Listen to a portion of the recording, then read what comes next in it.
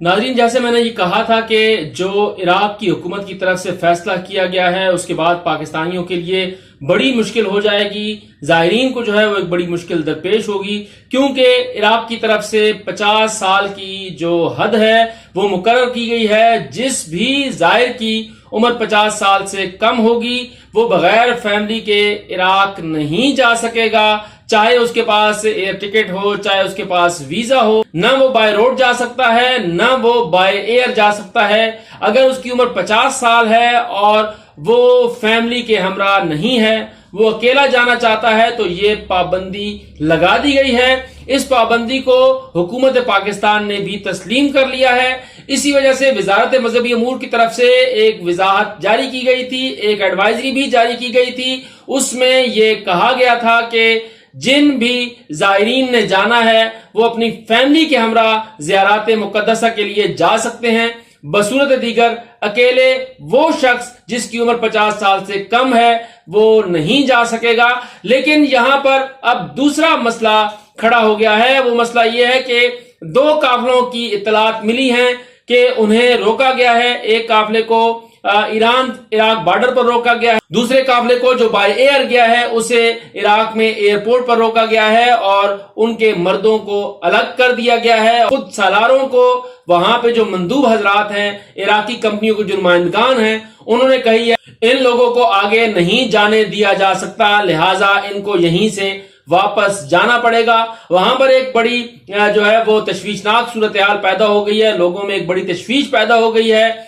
लोगों ने टिकट कराए हुए हैं, लोगों ने पैसे भरे हुए हैं, लोगों के जो है वो होटल बुकिंग हो चुकी है, लेकिन अब वो या तो बॉर्डर्स पर बैठे हुए हैं या फिर वो एयरपोर्ट्स पर बैठे हुए हैं और वो अब मिन्नतें कर रहे हैं कि किसी तरीके से हमें दाखिले की इजाजत दी जाए ताकि हम ज़ियारत करके वापस आ सकें। सालार हज़रात जो हैं वो भी बहुत परेशान हैं। इस हवाले से हुकूमत पाकिस्तान को नोटिस लेना चाहिए और उनके जो कागजात हैं बेशक उनकी जांच पड़ताल की जानी चाहिए। वहां पर जो पाकिस्तानी सिफारतखाने हैं उन्हें भी मुतहरिक होना चाहिए और उन्हें भी इस हवाले से अपना किरदार अदा करना चाहिए कि वो पाकिस्तानी जो अपना सरमाया खर्च करके इस वक्त इराक बॉर्डर पर हैं या फिर वो एयरपोर्ट्स पर हैं, उनकी दाद रसी करें और उनको ज़ियारत के बाद वापस लेके आएं। इस हवाले से अगर कोई गारंटी चाहिए तो वहां पर फिल वक्त गारंटी भी ली जाए और उन लोगों की वापसी का इंतजाम भी उसके बाद किया जाए। अब ये सूरत हाल जो है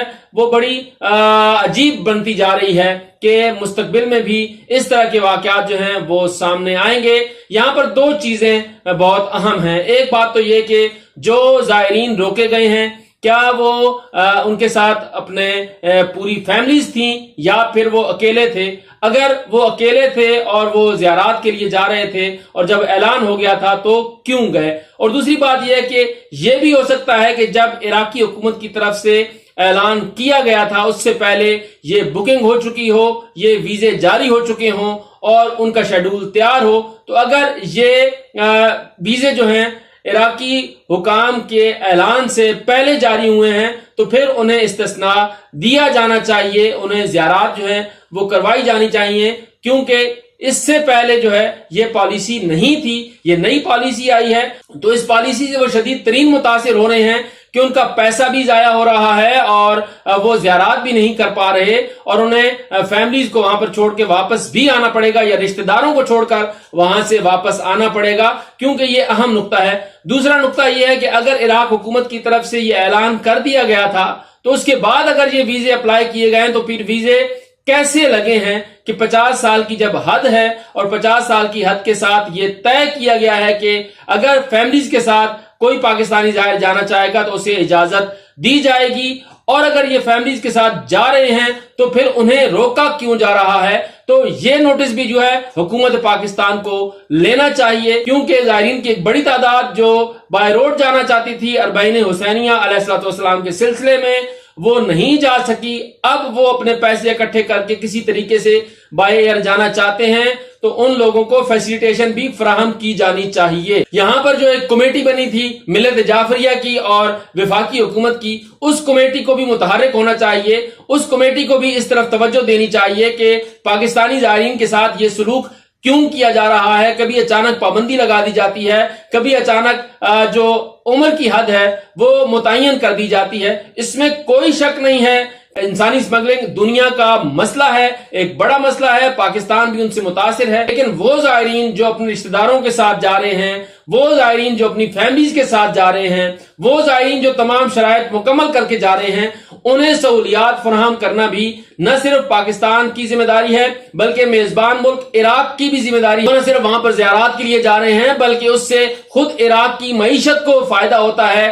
لاکھوں ڈالر جو ہیں یہ پاکستانی جب وہاں پر جاتے ہیں تو وہاں پر خرچ کرتے ہیں, جس کا سب سے زیادہ فائدہ خود عراق کی حکومت کو ہوتا ہے. لیکن اس طرح سے زائرین کے ساتھ جو رویہ رکھا جا رہا ہے اس پر ایک تشویش ضرور جو ہے وہ بڑھ رہی ہے.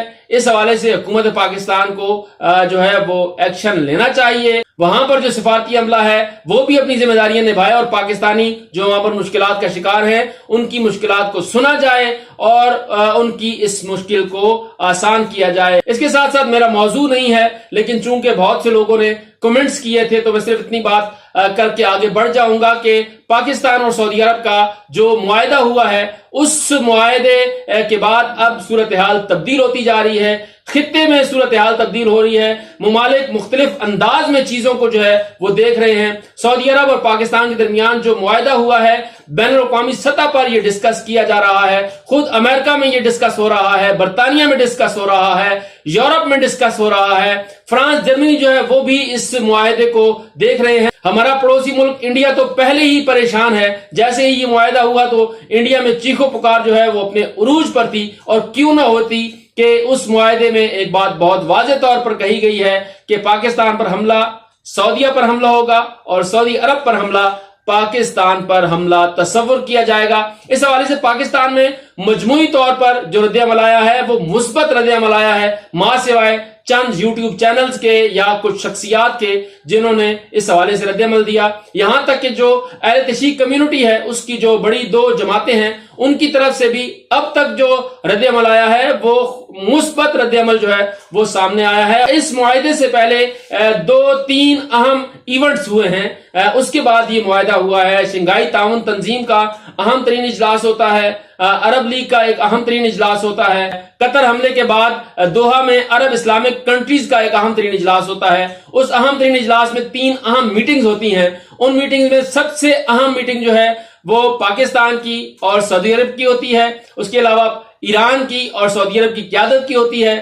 اس کے علاوہ ایران کی اور پاکستان کی قیادت کی وہاں پر مشاورت ہوتی ہے. دوحہ کانفرنس کے فوری بعد ایران کا ایک اعلیٰ سطحی وفد قومی سلامتی کے مشیر علی لاریجاب کی زیر قیادت سعودی عرب جاتا ہے, جس کا بڑا پرتپاک استقبال کیا جاتا ہے. سعودی ولی عہد بن سلمان کے ساتھ ملاقات ہوتی ہے. اس ملاقات میں رہبر انقلاب اسلامی ایران آیت اللہ علی خامنائی کا خصوصی پیغام پہنچایا جاتا ہے, اور اس کے بعد ایک طویل مشاورت ہوتی ہے. اور اسی روز شام کو وزیر اعظم پاکستان کا ایک اعلیٰ سطحی وفد جو ہے وہ سعودی عرب پہنچتا ہے, جس کا پرتپاک استقبال کیا جاتا ہے, اور اس کے بعد پھر یہ دفاعی معاہدہ ہوتا ہے. اس ملاقات کے بعد علی لاریجانی صاحب کی طرف سے جو سٹیٹمنٹ سامنے آئی تھی وہ یہ آئی تھی کہ سعودی عرب کے ساتھ ہم مسلسل ان چیزوں کے اوپر مشاورت کر رہے تھے, اور اب سعودی عرب بالکل تبدیل ہو چکا ہے. سعودی عرب اب اس طرح سے سوچ رہا ہے جس طرح سے ایران سوچ رہا تھا. اس کے بعد پاکستان کا اور سعودی عرب کا معاہدہ ہوتا ہے, اور اس معاہدے کے بعد پوری دنیا میں اس معاملے پر گفتگو شروع ہو جاتی ہے. یہ جو معاہدہ ہوا ہے اس معاہدے کے حوالے سے اب تک جو ہے مثبت چیزیں سامنے آئی ہیں. وقت کے ساتھ ساتھ تمام چیزیں جو ہیں وہ سامنے آ جائیں گی. کن کن فوائد سے جو ہے پاکستان مستفید ہوتا ہے یا کون کون سے چیلنجز جو ہیں وہ درپیش ہوں گے. لیکن ایک بات بالکل واضح ہے, پاکستان نے جس طرح سے سٹینڈ لیا وہ سٹینڈ بالکل واضح ہے, چاہے وہ ایران اسرائیل جنگ ہو, چاہے وہ امریکہ کا ایران پر حملہ ہو, چاہے وہ فلسطین کا معاملہ ہو, چاہے وہ خطے کی بدلتی صورتحال ہو. اس حوالے سے پاکستان نے ایک بھرپور موقف لیا ہے اور بھرپور موقف کے ساتھ آگے بڑھ رہا ہے, اور اسی وجہ سے دنیا میں پاکستان کی جو عزت ہے اس میں اضافہ ہو رہا ہے, اور یہ ایک خوش آئند پہلو ہے کہ 29 سپتمبر کو قومی اسمبلی کا اجلاس بلایا جا رہا ہے اور قومی اسمبلی کے اس اجلاس میں وزیر دفاع کی طرف سے ایک پالیسی سٹیٹمنٹ جو ہے وہ دی جائے گی. وہاں پر مختلف الخیال لوگ ہیں, مختلف الخیال جماعتیں ہیں, وہ اپنے اپنے خیالات کا اظہار کریں گی. اس حوالے سے جو ہے وہ ایک اوپن بحث کی جائے گی. اس بحث میں چیزیں جو ہے سامنے آئیں گی.